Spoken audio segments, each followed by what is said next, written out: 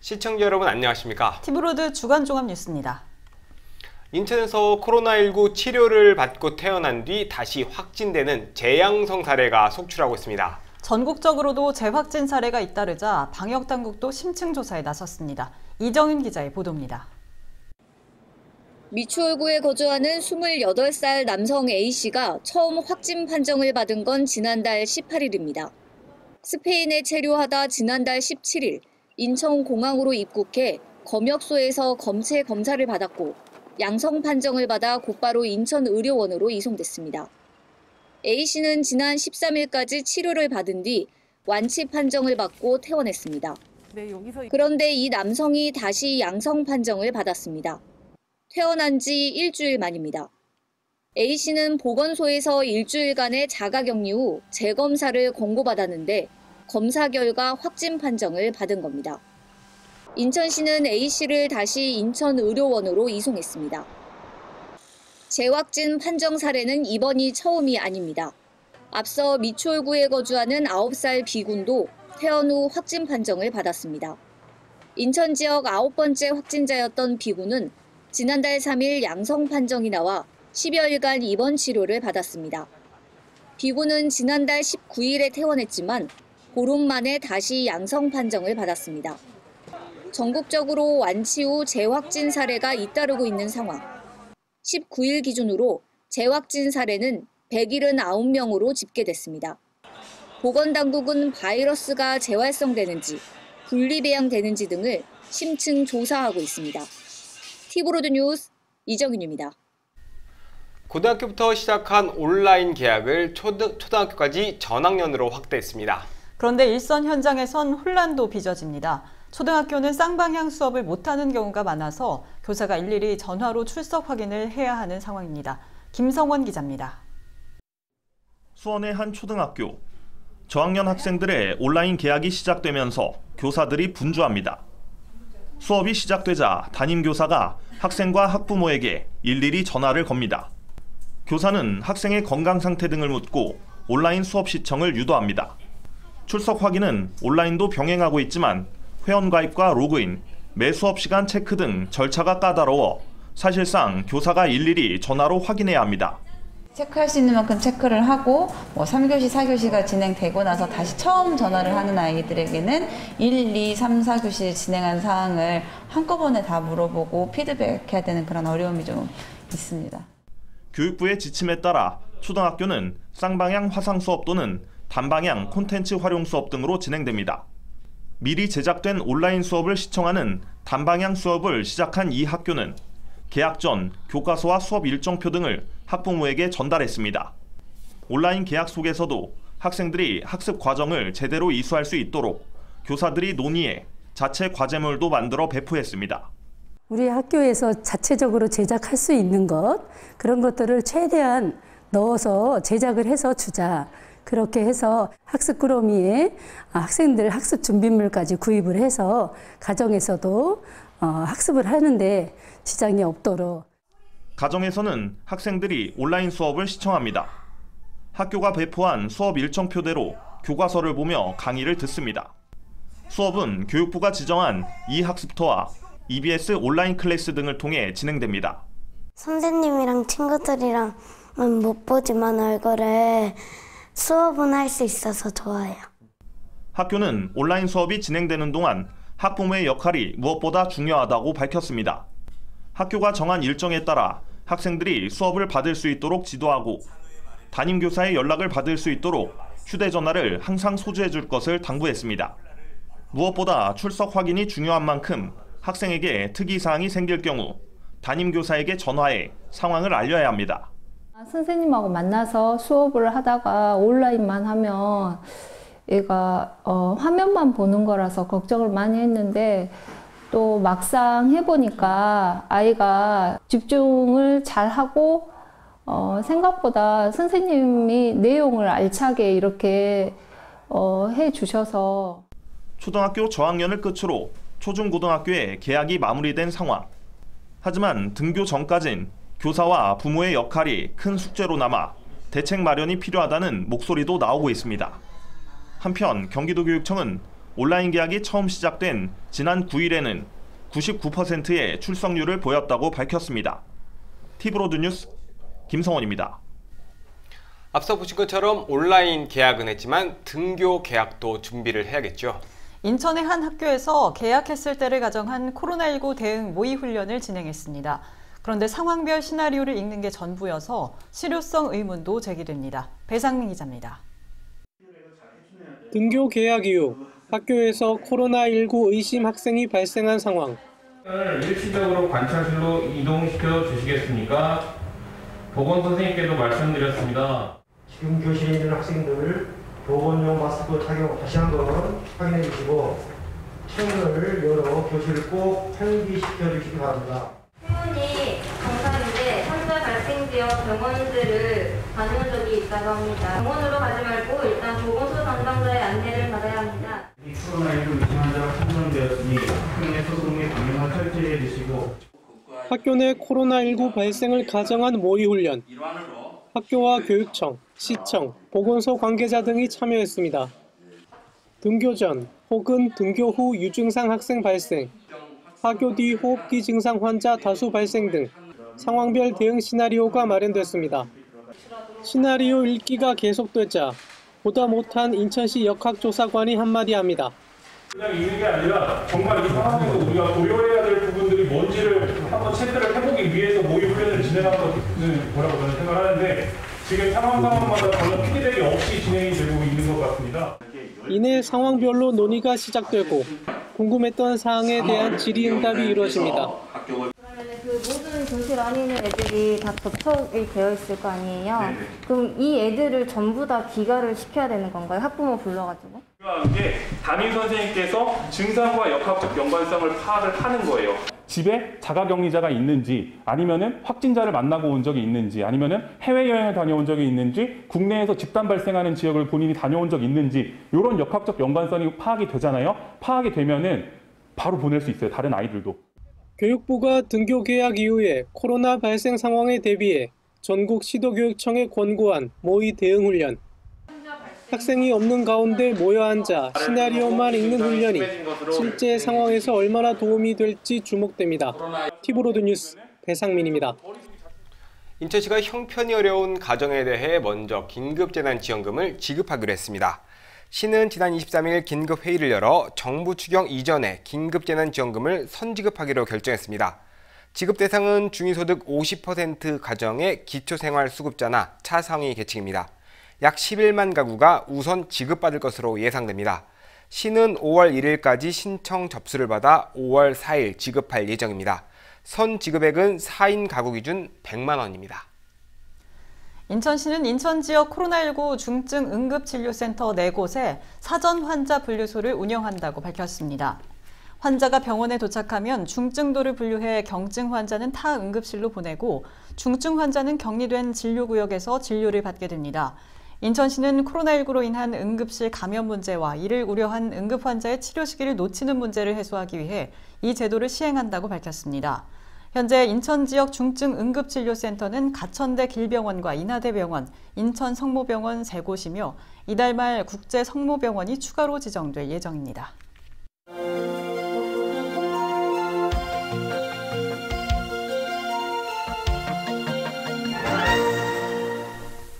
코로나19 여파가 지속되면서 항공업계는 직격탄을 맞고 있는데요. 티브로드는 위기를 맞은 항공업계의 실태와 대책을 짚어봅니다. 인천공항은 이용객이 급감하면서 1년 전보다 98% 이상 줄었습니다. 먼저 을씨년스럽기까지 한 공항의 모습을 배상민 기자가 취재했습니다. 2년 전 문을 연 인천국제공항 제2여객터미널. 드넓은 터미널 안이 썰렁합니다.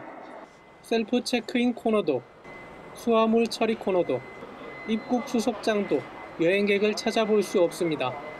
공항 경비, 청소와 시설 보수 협력사 직원, 항공사, 세관 직원 등 간간히 오가는 사람들은 모두 공항 관계자들입니다. 그나마 일할 수 있는 직원들은 다행입니다. 로비하는 사람들은 안 줄였다. 우리는 비행기에서는 많이 줄였다 그러더라고요. 비행기 안 뜨니까 비행기에 관한 사람들은 식당 그런 데서 많이 줄었다고 그러더라고요. 비행기 내부 청소하시는 분들은 거의 다 잘렸어요. 아예 다 줄였어요. 입국장과 마찬가지로 출국장 역시 텅 비었습니다. 오가는 여행객을 찾기가 하늘의 별 따기만큼이나 어렵습니다. 공항 앞 야외에 설치된 선별진료소 역시 사람이 없긴 마찬가지. 공항 안 가게 일부는 아예 셔터를 내리고 문을 닫았습니다. 문을 연 가게도 찾는 손님이 없어 개점 휴업 상태. 지난 21일 하루 인천공항을 오간 항공기는 185편, 여객 수는 2,879명, 항공기 한 편당 평균 여객 수가 16명이 채 되지 않습니다. 1년 전 같은 날 인천공항 이용객 20만 7천여 명에 비해 여객 수가 98.6%가 급감한 겁니다. 사실상 공항 기능이 마비됐습니다. 티브로드 뉴스 배상민입니다. 보신 것처럼 코로나19로 인천공항은 직격탄을 맞았습니다. 더 큰 문제는 인천공항 근로자들의 일자리가 붕괴되고 있다는 겁니다. 이미 하청 근로자 절반 이상이 휴직 상태인데 회사들은 정리해고까지 예고하고 있습니다. 근로자들은 생계가 막막하다며 대책 마련을 촉구하고 있습니다. 이정윤 기자의 보도입니다. 기내 청소 업무를 맡고 있는 김계월 씨. 김 씨는 3월 초부터 연차와 무급 휴직을 쓰라는 권유를 받았습니다.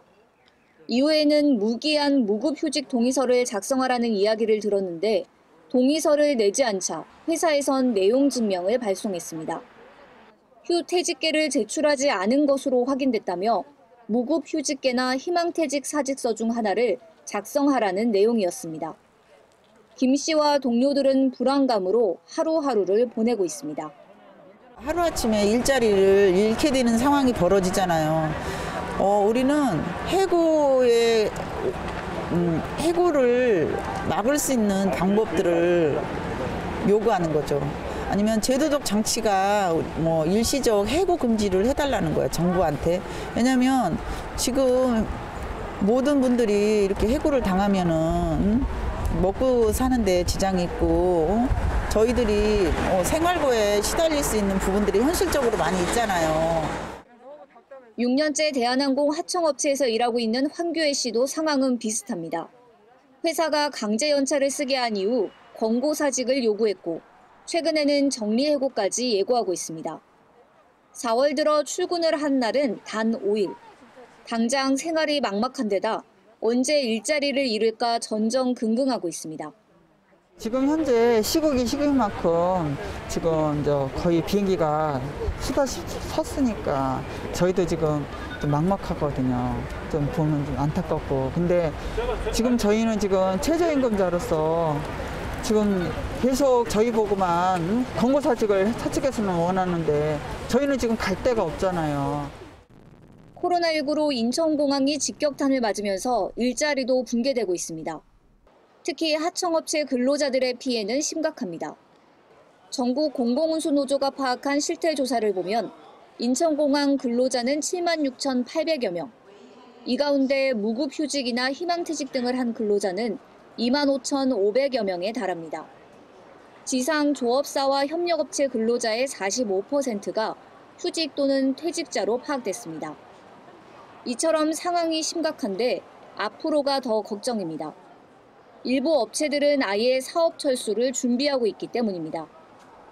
사실 이제는 하청업체들 같은 경우는 정리해고뿐만 아니라 아예 사업을 철수하겠다라는 계획을 갖고 실제로 사업을 건을 반납한 업체도 나오고 있습니다. 인천공항의 업체들은 기본적으로 300명에서 400명 정도의 규모이기 때문에 수백 수천 명이 계속적으로 일자리를 잃을 수 있는 상황이 있는데 청와대를 찾아 피켓 시위를 벌인 인천공항 근로자들. 정부가 마련한 고용유지지원금 제도조차 허점이 있다며 대책 마련을 촉구했습니다. 고용유지지원금은 사업주만 신청이 가능하기 때문에 현재 제도로는 고용위기가 더 가속화될 수밖에 없다는 겁니다. 사업주가 자기 경영 판단에 이익이 되지 않는다 이러면 아예 정부 시책을 신청하지 않는 거예요.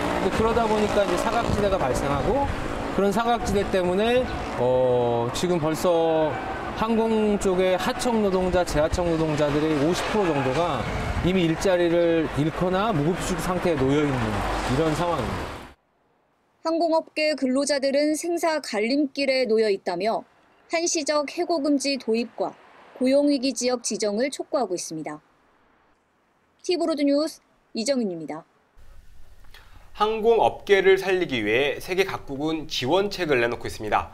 우리도 도산 직전에 몰린 업계를 위한 대책이 시급하다는 지적이 나옵니다. 다행히 지난 22일 정부가 항공을 포함한 기간 산업에 대한 지원 방안을 발표했습니다. 이제 골든타임을 지킬 수 있는지에 관심이 쏠립니다. 이어서 이형구 기자입니다. 코로나19로 국내는 물론 세계 항공사가 휘청이고 있습니다.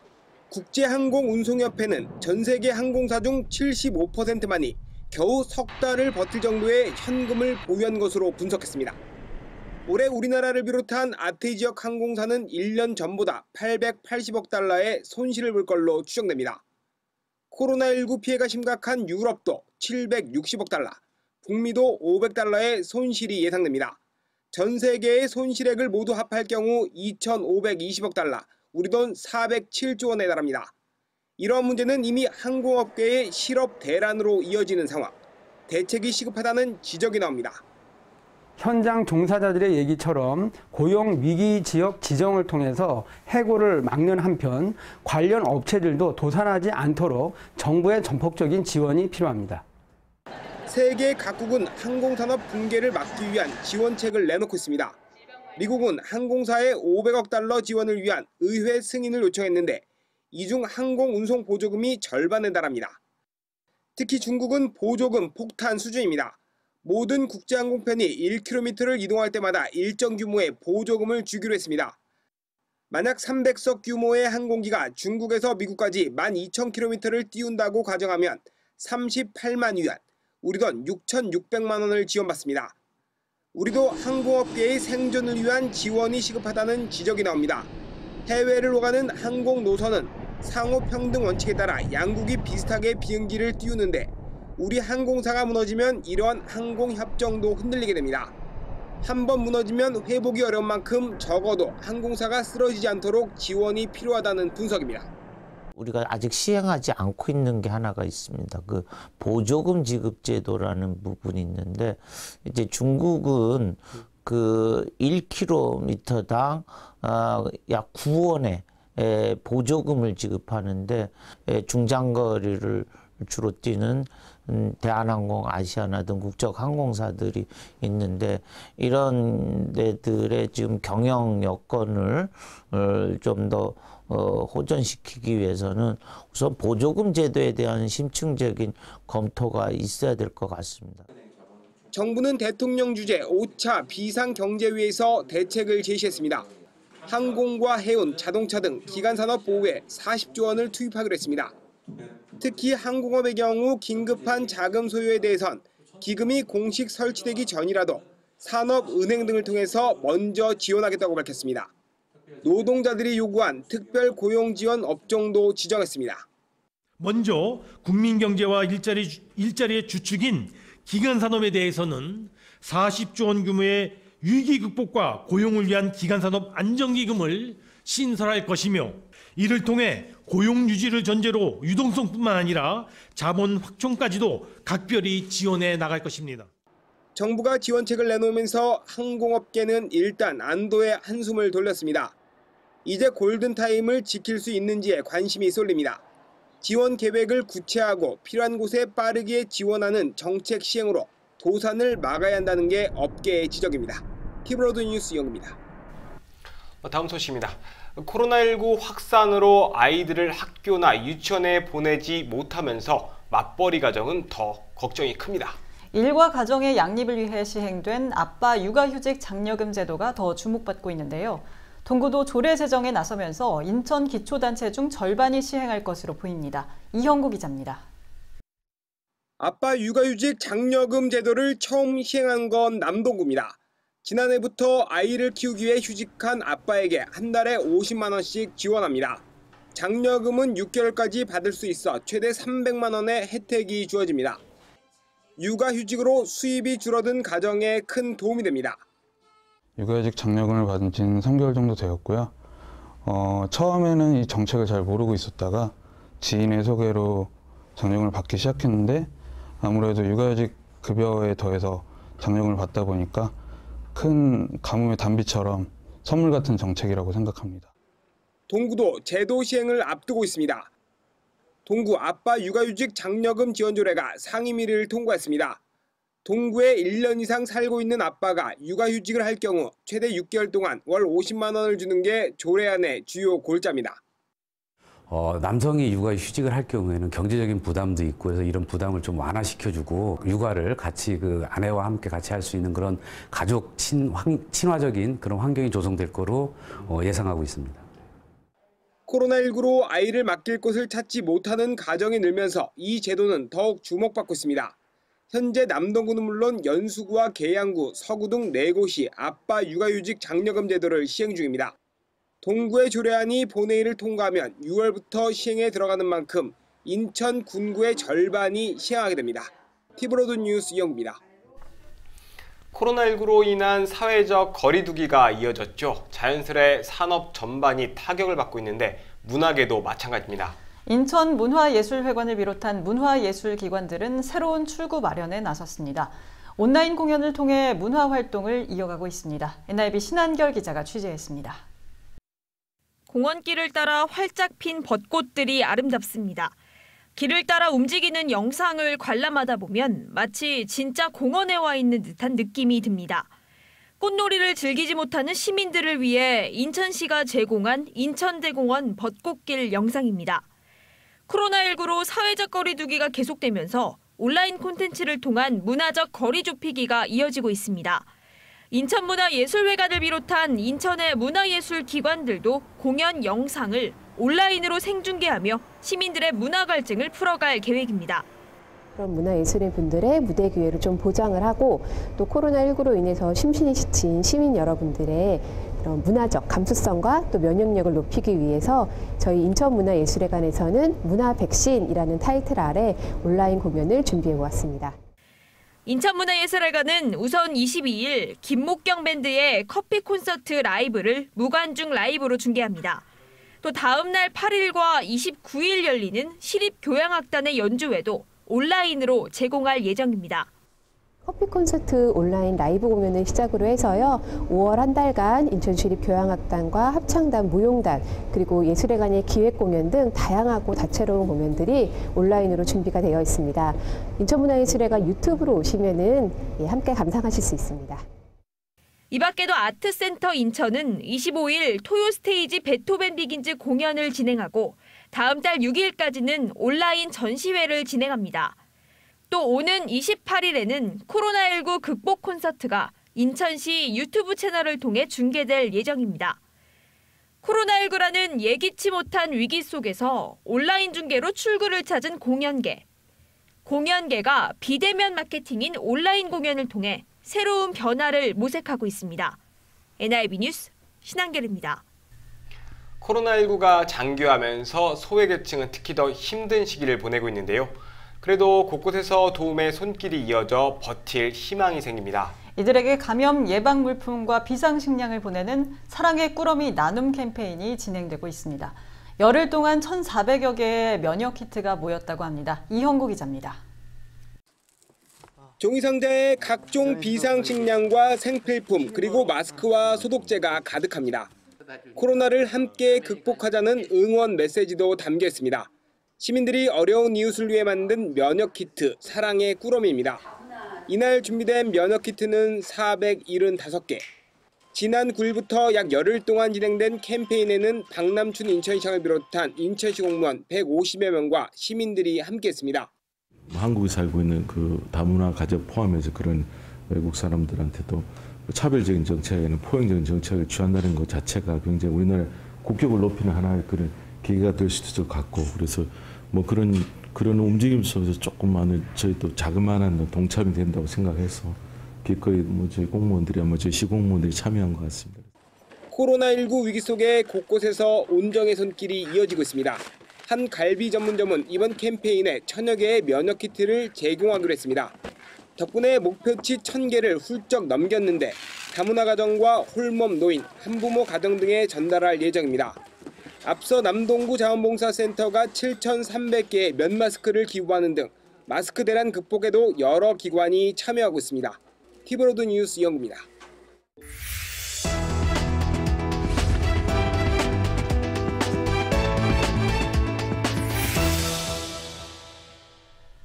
토크앤 뉴스 시간입니다. 21대 국회의원을 뽑는 4.15 총선이 마무리됐죠. 앞으로 4년간 국회에서 일할 300명이 국민의 선택을 받았는데요. 오늘부터 우리 지역 당선인을 차례로 만나봅니다. 먼저 더불어민주당 인천시당 위원장을 맡고 있는 남동구 을선거구 윤관석 당선인을 만나봅니다. 어서 오세요. 예, 반갑습니다. 네, 먼저 축하드립니다. 감사합니다. 네, 19대, 20대에 이어서 또 한 번, 내리 3번의 유권자의 선택을 받았습니다. 먼저 당선 소감부터 해주실까요? 예, 먼저 내리 3번 이렇게 국회에서 일할 기회를 주신 우리 남동구의 유권자분들 또 우리 인천 시민들에게 진심으로 감사의 말씀 드리겠습니다.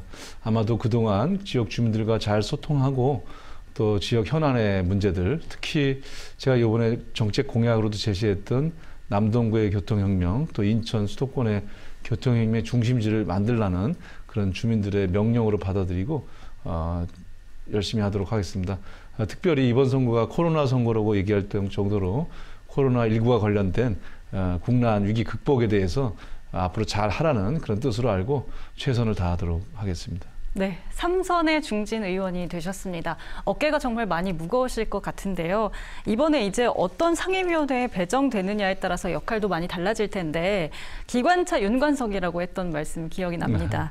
국토교통위원회에 들어가시는 건가요?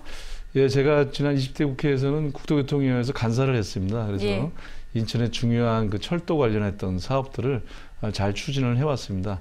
작년 8월 21일 날 GTX-B가 이제 통과가 됐는데 어려움 끝에 통과가 돼서 제가 한때는 하도 그 문제를 얘기하고 다녀서 GTX-윤이라고 불릴 정도로 많은 추진했던 사업에 애정을 가졌었는데요.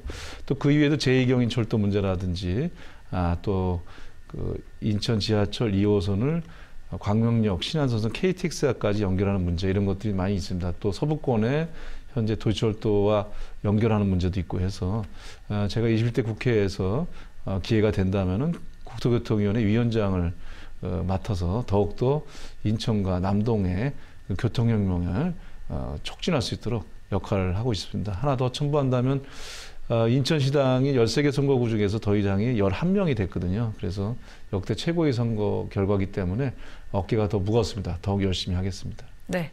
지방선거에 이어서 이번 총선도 시당위원장으로 치렀고 승리로 이끌었습니다. 또 감회가 남다르실 것 같은데요. 어떠세요?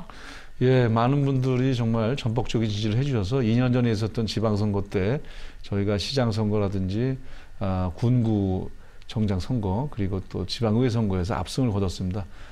올해도 또 최근에 4.15 총선에서 13개 선거구에서 11명이 당선되는 역대 최고의 성적을 냈기 때문에 저로서는 굉장히 행복하게 생각을 하고요. 또 반면에 그만큼의 또 기대와 지지를 해준 것에 책임을 져야 된다는 것 때문에 또 어깨가 무겁습니다. 겸손하게 그리고 주민들과 소통하면서 현안 문제 해결에 총력을 다하도록 하겠습니다. 네, 이번에 더불어민주당과 더불어시민당의 의석을 합하면 180석입니다. 정말로 이제는 거대 여당이 된 거고 그만큼 견제의 기능이 좀 약화되는 거 아니냐 이런 우려도 있는데요. 이 부분에 대해서는 어떻게 생각하십니까? 예, 저도 개표 결과를 보다가 물론 저 1차는 적고 봤지만 또 인천시 걸 보고 전국을 봤는데 의석수가 굉장히 많아진 거예요. 역대 최고로 많아져서 좋기도 하지만 막 겁이 덜컥 날 정도로 또 두려움도 함께 찾아왔습니다. 그만큼 책임감이 커졌다는 생각이 들고요. 말씀하신 대로 이제 저희가 이제 지방자치단체나 또 지방의회까지도 또 중앙정부까지도 다 저 민주당이 지금 현재 책임을 맡게 된 거기 때문에 저희가 좀 더 겸허하게 그리고 또 절실하게 주민들의 뜻을 잘 받드는 게 필요할 것 같고 두 가지입니다. 하나는 이제 우리 자정 기능이 더 강화돼야 될 것 같아요. 견제가 약해진다면 그러나 국민들은 있기 때문에 우리 스스로가 더 엄격하고 더 겸손하고 더 치열하게 일해야 되겠다 이런 것들을 스스로가 경계해야 될 거라고 생각을 하고요. 두 번째는 이제 그만큼 일의 성과를 또 내야 된다. 원팀으로 일할 수 있는 어떤 효능성 높아졌지만 또 이 부분에 대해서 지나치게 무리한다든가 국민의 뜻과 또 시민의 요구사항과 좀 멀어진 어떤 당리당략적인 태도를 취한다면 또 금방 저희들에 대한 지지는 철회될 거라고 생각하기 때문에 그것을 엄중하게 받아들여서 열심히 하겠다. 마지막으로는 코로나19에 관련해서 그 위기 극복과 또 경제적인 어려움이기 때문에 민생 경제에 대한 지원과 활성화 이런 부분들이 앞으로 인천도 중요할 거라고 생각합니다. 네, 마지막으로 인천 시민께 얘기하고 싶은 게 있다면 말씀해 주시죠. 예, 존경하고 사랑하는 남동 구민 여러분 그리고 인천 시민 여러분, 저는 그동안 국회에 가서 몸이 아픈 곳이 중심인 것처럼 우리 시민과 국민이 어렵고 힘들어하는 것이 저의 의정활동과 지역활동의 중심으로 생각하고 일을 해왔습니다. 앞으로도 변함없이 21대 국회에서도 국민과 또 시민들의 어려워하는 것을 갖다 해결하기 위해서 최선을 다하겠습니다. 특별히 압도적인 지지를 보내주신 만큼 크나큰 태산 같은 책임감을 가지고 엄중한 자세로 진지하게 열정을 다해서 일하겠습니다. 감사합니다. 네, 오늘 말씀은 여기까지 듣겠습니다. 고맙습니다. 네, 감사합니다.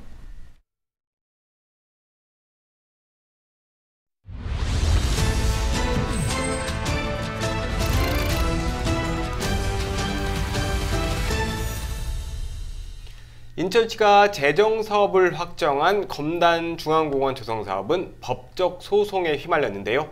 법원이 잇따라 인천시의 손을 들어줬습니다. 사업은 탄력을 받을 전망인데요. 인천시는 6월까지 실시 계획 인가를 마친다는 계획입니다. 이정윤 기자의 보도입니다. 서구 할매산 일대 검단중앙공원 부지입니다. 민간 특례냐 재정사업이냐를 두고 논란이 일면서 법정 소송으로 이어졌습니다. 인천시가 시 예산을 투입해 재정사업으로 추진하겠다고 밝히자 민간 특례 사업을 추진하던 조합이 가처분 소송을 제기한 겁니다. 법원이 손을 들어준 건 인천시입니다. 지난달 특례 사업 제한 수용 취소 처분 집행 정지권에 대해 중앙행정심판위의 기각 결정에 이어 인천지방법원의 기각 결정이 내려졌고 이달 16일 서울고등법원에서도 최종 기각 결정이 내려졌습니다. 법원의 잇따른 기각 결정으로 인천시는 재정사업에 속도를 내고 있습니다.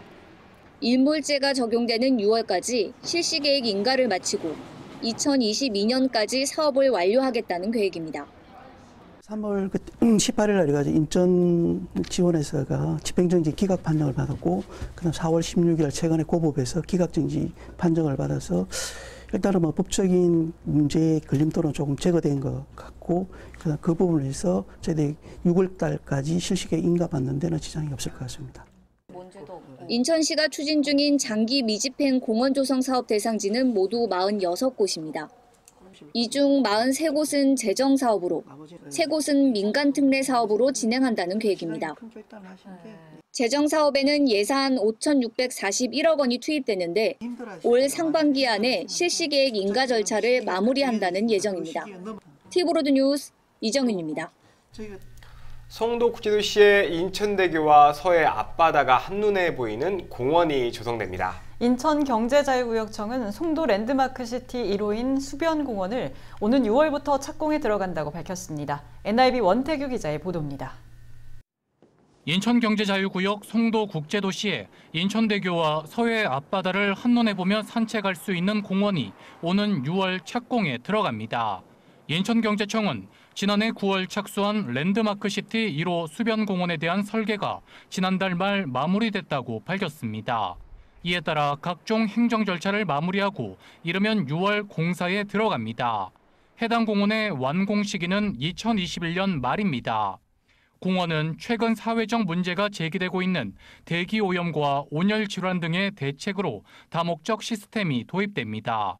미세먼지 저감과 관수, 방제 등 종합적인 기능을 갖춰 다양한 친환경적인 효과를 거둘 것으로 기대되고 있습니다. 미세먼지 저감하고 흡착 이런 거를 하는 효과도 있고 해서 저희가 그런 부분에 대해서 좀 반영을 하기 위해서 이번에 일부 도입을 한 그런 시설이 되겠어요. 수변 광장과 전망 카페, 수경 시설 등이 들어서게 되는 이 공원의 총 면적은 26만 3천 제곱미터, 총 사업비는 230억 원 규모입니다. 이번 착공은 1단계 7만 8천 제곱미터에 추진되는 것으로 앞으로 2단계 사업까지 완료되면 송도 북서쪽에서 남북으로 총 4.2km의 해안가를 거닐 수 있게 됩니다. 그동안 해안가에 접해 있는 공원이 턱없이 부족했던 송도에 대규모 수변 공원이 조성되면서 인천 최대 명소로 자리 잡을 것으로 기대됩니다. NIB 뉴스 원태규입니다. 소래습지 생태공원이 수도권 최대 규모의 힐링 공간으로 조성될 전망입니다. 인천시는 소래습지 생태공원의 식물원과 전망대 등 기반 조성 사업을 본격 추진하기로 했습니다. 이정윤 기자의 보도입니다. 논현동 일대 소래습지 생태공원입니다. 일제 강점기인 1934년부터 1970년대까지 염전으로 사용되다 2000년에 습지 생태공원으로 지정됐습니다. 인천 내륙 지역에 남아있는 마지막 폐염전으로 멸종위기 동식물이 터전을 잡고 있습니다. 인천시는 이곳을 수도권 최대 규모의 힐링공원으로 조성 중입니다. 투입되는 예산은 총 419억 원. 우선 올해까지 자연마당 조성 사업이 마무리될 예정입니다. 염생식물원과 조류 전망대, 탐방 데크 등 볼거리 제공과 생물 다양성 확보를 위한 시설들이 설치됩니다. 이와 함께 여간옥지 조성 사업도 진행됩니다. 민원이 많이 발생하는 서창지구 옆 나대지 일대에 연꽃단지 등 생태 휴식 공간을 조성하는 겁니다. 또 기반 사업이 마무리되면 인천 대공원부터 소래습지 생태공원, 시흥시 무랑 저수지까지 20km를 연계한다는 계획입니다. 단절된 구간을 연결해 생태 관광 자원으로 활용한다는 구상입니다. 앞으로 이거 소래습지 생태공원은 인천에 우리 전국적으로도 습지로도 유명하고 그다음에 소래포구와 연결해서 주변 활성화시켜가지고 그런 부분에서 장기적으로 해서 한 2022년까지 그 주변가 아우러져가지고 그렇게 조성할 그런 계획입니다. 인천시는 올해까지 장수천변 꽃길 조성과 어구적치장 조성 사업도 마무리할 계획입니다. 수도권 최대의 힐링 공간으로 조성하기 위해 고행로와 자전거 도로도 정비합니다. 티브로드 뉴스 이정윤입니다. 서구 검암역 일대 대규모 개발 사업과 관련해 환경단체와 주민단체가 연이어 문제를 제기하고 있습니다. 대규모 아파트를 짓는 사업의 환경 영향 평가가 부실하게 처리됐다며 재심의를 촉구하고 나섰습니다. 배상민 기자입니다. 서구 검암역 일대 한들구역에 공사 중인 4,805세대 초대형 도시개발 사업. 개발지 주변엔 수도권 쓰레기 매립지, 검단 산업단지뿐만 아니라 순환 골재 처리장, 건설 폐기물 처리장 등 유해 시설이 밀집되어 있습니다. 지난 2015년 환경영향 평가 당시 인천시와 서구청은 악취, 소음, 진동 등의 환경적 문제점을 지적하며 대책 마련을 주문했습니다. 대기질, 악취 평가 구역은 3km, 소음과 진동은 사업 부지 경계로부터 1km 이내로 확대할 것을 제안했습니다. 하지만 2019년 환경영향평가 본안에선 불과 1km 남짓한 거리에 골재 처리장과 폐기물 처리장이 평가 대상에서 빠졌다며 환경단체가 특혜 의혹을 제기했습니다. 환경영향평가 본안에는 수도권 매립자 검단 산단에 대한 대응책만 나왔습니다. 이것이 단순 누락인지 아니면 알았다면 봐주기인지 몰랐다면 장의명령이라는 의혹을 가지고 있습니다. 검단 원주민들은 아파트가 건립되면 입주민들의 환경 피해가 우려된다고 말합니다. 우리 검단 원주민들이 들어와서 살게 되면 검단 지역에 와서 살게 되면 10년, 20년 후에는 어떤 환경에 부닥칠지 거기에 와서 사는 사람들이 어떤 괴로움을 당할지 그런 게 염려스러워서 그럽니다. 이들은 인천시에 한들구역 도시개발사업 환경영향평가 재심의를 공식 요청했습니다. 티브로드 뉴스 배상민입니다. 백령도는 점박이 물범의 최대 서식지로 꼽힙니다. 그만큼 보호 관리가 필요한 지역인데요. 올해도 점박이 물범이 백령도에 찾아왔습니다. 그런데 예년보다 한 달 이상 일찍 방문한 데다 개체 수도 증가해 이에 대한 조사가 필요해 보입니다. 이정윤 기자입니다. 우리나라 서해 최북단 백령도 앞 해안. 회색 몸통에 검은색과 흰색 점무늬가 있는 점박이 물범이 바위에서 한가로이 휴식을 취합니다. 어미를 따라 바위에 앉아서 장난을 치는 아기 물범도 눈에 띕니다. 멸종 위기종이자 천연기념물인 점박이 물범이 올해에도 백령도를 찾았습니다. 첫 관찰된 날은 2월 23일입니다. 예년보다 한 달 이상 일찍 백령도에 도착한 겁니다. 특히 물범 개체 수도 예년보다 증가했습니다. 보통 8월과 10월 사이에 150여 마리가 관찰됐는데 올해는 180여 마리가 확인됐습니다. 이례적인 개체수 증가에 조사가 필요하다는 분석이 나옵니다. 규모 있게 4월에 관측된 사례는 그동안 없었던 걸로 알고 있어요. 보통 150마리 이상 그 백령도에서 관측되는 게 보통 8월에서 10월 사이 정도인데 지금 4월에 그 정도의 그 물범 무리수가 관찰이 되고 있는 거죠. 환경단체는 점박이 물범이 예년보다 일찍 백령도를 찾은 원인을 파악하기 위해 중국과 공동 실태조사를 벌이고 서식지 보전을 위한 협력 체계가 필요하다는 설명입니다.